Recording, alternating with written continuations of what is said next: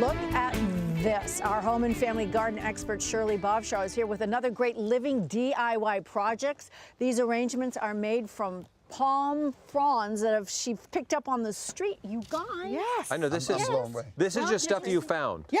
As a matter of fact, I was by the mall and I saw that they were trimming palm trees and I'm like, ooh, I know what I can do with that. So I just rated it. Well, what about people who don't live in a place that has palm fronds? Okay, you can actually order palm fronds that look like this online for about $12, $13. And we get them and we free get them, here. they fall out of the sky here. here. Yeah, let's get them for free. They fall, yeah, good. They fall out of trees for us. Like, absolutely. So this is also part of the palm tree, and it's part of our decoration. If you see here, our little tail. Oh, I love that. Isn't that cool? It's so cool. And you had to use a crimper on that. No, I didn't even have to do that. Nature did it. A styling iron. And check this out. These are immature dates from the date palm. I've had a lot of immature dates. Have you? Oh, man, this is perfect for this segment. My goodness. That's all fits. This is also used here. As you can see, it's as a decorative touch. So my philosophy is, if you see it on the ground, if it looks interesting, Pick you it can up. probably, take it. I got some roadkill I have on my wall. I got possums and things I found. I do vegan. And they look so design. lifelike. This is a vegan. Wait, let me check, because we invited you guys in. Are you good? Are you horticulturist in a way? Are you even close to putting a seed in the ground? Everything in my yard, I grew it myself. Yeah? Yes, I started with the dirt, and I brought in trees. I started with dirt, and I said, I will make this work. I love that. Rob, what are you doing? I found trees at the mall, trees that fallen down, and I threw them in my car. These trees, although they might have been planting them because they were still in the little planters, I might have stolen them. I might have stolen them, I'm not sure, but I took them. Well, we didn't steal any of this. Who are you calling? I'm Googling horticulturist. Okay, horticulturist. You want to know what it is. So how do we make these, Shirley? Okay, very, very simple. As a matter of fact, I'm going to show you the materials you need. Palm frond. Okay.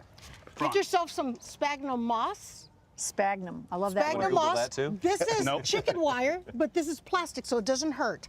Okay. You're going to need a variety of succulents that have no dirt on them. You just take them right off the stems.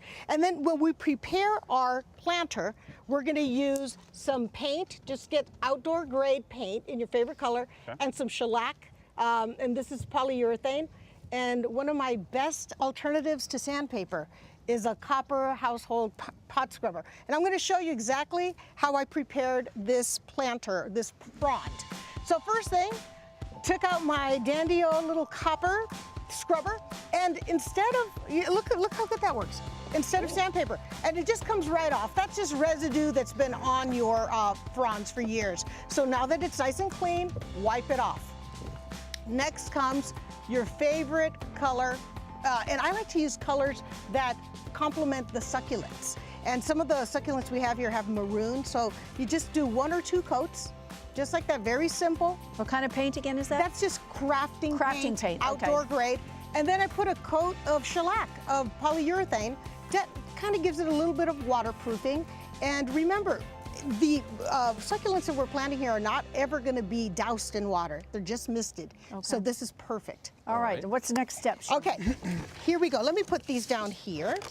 And so the secret is, now that we have our frond prepared, it's painted and shellacked, we want to be able to insert our succulents in here. Now, you could certainly do this and put this in here, but it'll probably fall out. Okay. So what we're going to do is we're going to create a little holding area with the chicken wire. We're going to fill it up with the moist. It's a plastic chicken wire? Yeah, plastic chicken wire, just like this. Fold it like a burrito, okay? And then, Simba, you need something to do. Here you go, honey. Go ahead and weave that through like this. Idle hands. It's like right? what's the crutch? 1, 2, 1 up needle. Yes, look, I can't even do it. Knit Okay, one, purl you're just two. going to go all the way and you're going to close it. And I have one that's done. Okay. Trusting me. Because I knew you were here and I wanted to impress you.